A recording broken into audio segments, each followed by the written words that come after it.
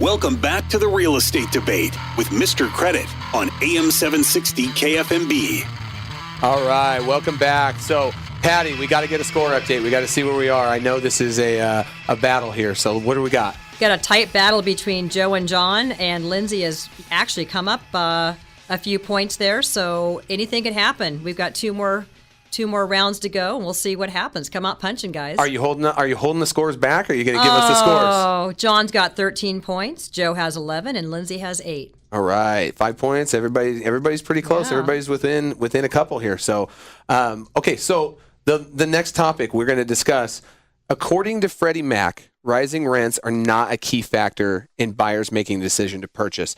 This is an agree or disagree topic.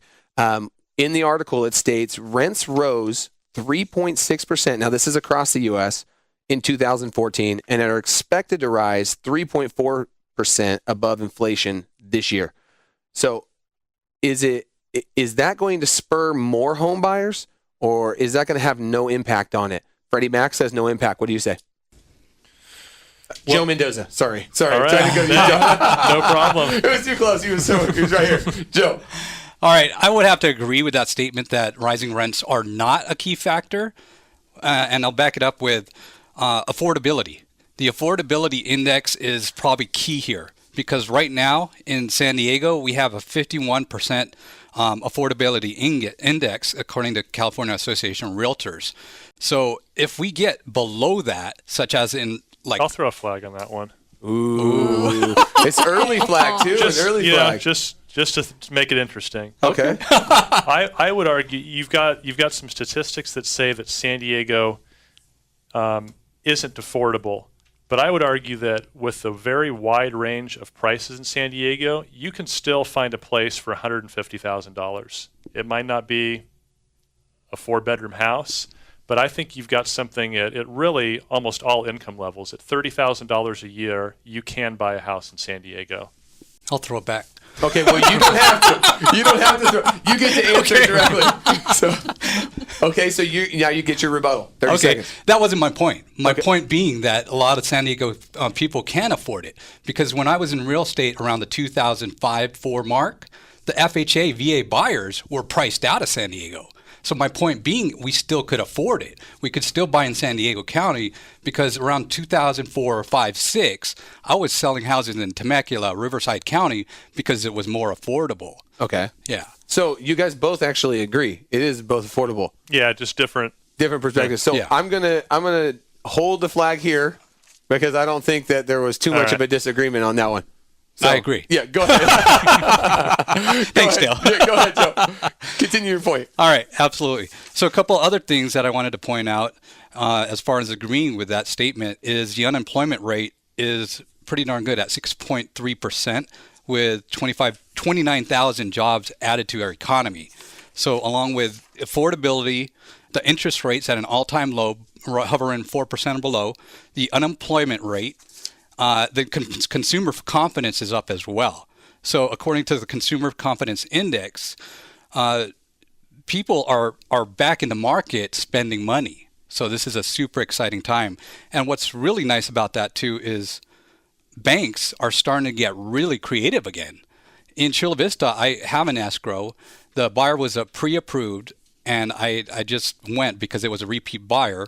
And she's approved at 100% loan. Okay. So banks are getting really creative again and having more courage to get out there and help with spending again. Okay. So you're saying basically it's the rents going up are going to have nothing to do with it, because there's outside factors that are so positive that they're pushing people into the market anyway, whether the rents go up or not. Absolutely. Okay. That's good points. John?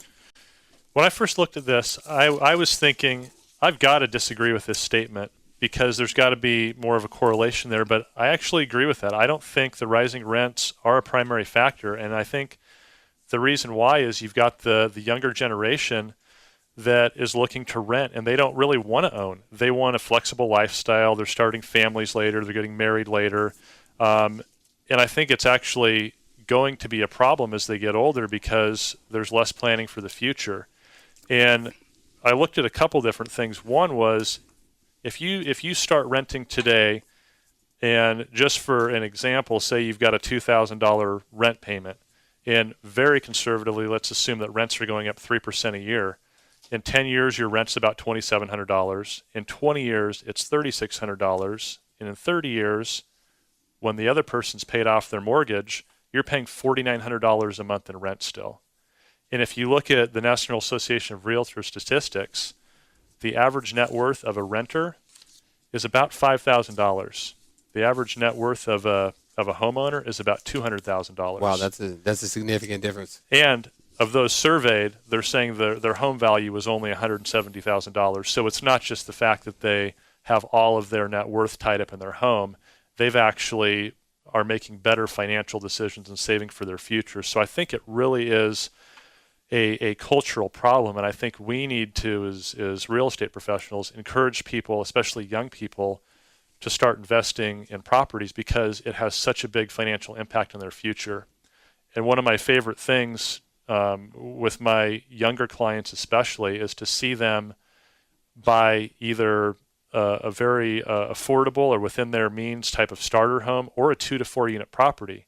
People a lot of times don't realize that using an FHA or VA loan, you can qualify on the same down payment terms as you can with a single family home, and you can buy a 4-unit building, and you can get in and really have almost your entire unit paid for, the one that you're living in, by the other 3 people that are paying rent. So I mean, that's how I got started in real estate, was buying a house or a property with 2 homes on it, and it was the best financial decision that I ever made, and I just totally fell into it. So I would say it's so important for us to get that word out there, and it's going to have a huge impact on people's futures 20, 30, 40 years from now when they're looking to retire. Yeah, I think a lot of people don't realize the financing isn't as difficult as you would think, No, especially it's if you're easy. occupying the property. Yeah. And non-occupying, you're a straight investor, then you got to have the large down payments. But the owner-occupied, looking to keep it under 4 units, it's not that difficult. No. It really isn't. And it will impact you forever. And you can see from the numbers there what a disparity there is between people who own and people who rent. That's great. Okay, Lindsay. I would say I'm split on this one. Okay. I think that the savvy people out there that understand what John just explained and the numbers and the investing, and if you look at it over time, are definitely going to jump on the opportunity now to purchase versus rent, especially because our interest rates are so low right now.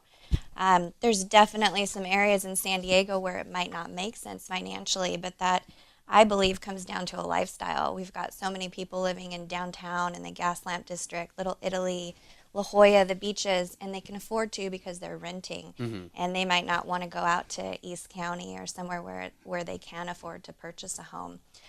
But if you look at people that made that sacrifice of the lifestyle to purchase out in East County a few years ago, they're sitting on $100,000+ right now in equity, and now they can sell and maybe move to those more desirable areas. Yeah, and have that lifestyle back. Absolutely. I mean, 2013 we saw 20% gains over the summer, and that's you can't get that renting. You just can't, and that's a big thing. So yeah, I look at it and I think the rents going up, it's a small part in pushing them into buying, but ultimately you want to buy because you want to own, and you want to make that sacrifice in your life. I don't really agree that this, that there's no point in it, that it makes no difference with the rents going up. Obviously, if your landlord's pushing your rent up all the time, you're going to be more inclined to think, well, can I buy? I've had clients come to me before and say, hey, you know what? I'm looking to buy a house because our lease is up and my landlord's going to raise our rent, and we're seeing what we can qualify for. So the timing of it can help, but I don't think necessarily it's the only factor. And like Joe, like you said, that it makes such a big difference that you have jobs here, you have consumer confidence building, and those things are all key to getting this through. What do you think about it, Patty? You agree or disagree? Well, I what happened back 5-6 years ago was a lot of people lost their homes, had to short sell their houses. Most of those are coming out of that 4-year period where they can now buy. They had no choice but to rent. Mm-hmm. Now they have a choice. So we have FHA 3.5% down.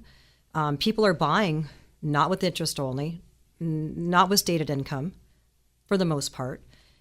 And in 10 years, well, in a year, a renter is going to pay $2,000 a month rent times 12 months, $24,000. They're not putting it towards anything except rent. Yeah. 10 years from now, if you owned a home and you made $2,000 a month mortgage payment, a good portion of that's going to go towards principal. And your mortgage interest deduction. There it is. And your There it is. interest deduction. So it you're really all taking kind. advantage It's a of 100% win-win. of that. It's a win-win. I disagree with them, but they're not talking just about San Diego market. You go on the East Coast, and a lot of people live in their home for 20, 30 years, and they don't make much. They don't have much equity. Yeah. It's a different appreciation. It's a very over it, for different. sure. We're in a totally different bubble. When you look at the rents here, the rents have increased steadily in San Diego, and they've gone up. What are you guys seeing with those buyers that have come out of short sales and foreclosures? Are you guys seeing them now ready to buy? Are you seeing them more on the fence where they're nervous? I mean, what's your gut feeling on it? Well, what I'm seeing is I've been around almost 20 years for real estate, and I did short sale a lot of different clients' homes. And what I am seeing is they're more conservative as far as purchase price. Absolutely. Their courage is up, but they are way more conservative. They're more payment sensitive. Yeah, they don't want to that's get trapped again in that Exactly. in that same cycle. I think that's the way to be too. And what I always try to make sure that I get across to the buyers that I work with is you really do need to be conservative in the numbers that you're looking at, whether it's a 2 to 4 unit property or if I buy this house, what can I rent it for if things start to go badly for me? And is it well within, I can't even believe the debt to income ratio that lenders are able to qualify borrowers at. It just doesn't seem like it should be what it is a lot of the time. So I think approaching this not like you're just not like you're only buying a dream house, but also like this is a big financial decision, and if things happen with your employment, you really do need to make sure that there is an out, that it's not going to be a short sale or foreclosure, that it's going to be, hey, I can rent this for same price or for what my mortgage is, or I'm going to make a little money if I need to, or I think it needs to be looked at more as an investment now than it does just a home purchase. And I think people are doing that now. So you're saying that markets aren't always going up. There's at times when there's things that change in the economy, Rent and people need to has. be prepared. I mean, that's great advice. People don't think about it. When you start looking at qualifying for a home, it's like, I want this home, I want this pool, I want this neighborhood for my kids. But a lot of times you're not thinking of, what about the worst case scenario? And I think that people need to recognize that things come up, things change in life. You lose your job. Can you rent the place out, and can you stay afloat if need be? Lindsay, you got anything else? Yeah, well, I think a lot of my buyers are being conservative. I work with you a lot, Dale, and they might be approved for X amount, but what we're really looking at is what is that comfortable mortgage payment for you. And that might be significantly less than what they're actually approved for. And I think that's really smart. Yeah, I think that's a wise decision. I think that if most people can stay within their means, then the market stays healthier overall for everybody. So we're headed into break. When we come back, we will announce not only the winner, we will crown a champion, maybe a repeat champion, maybe a first-time champion. We'll see when we get back. You're listening to The Real Estate Debate on AM 760 KFMB.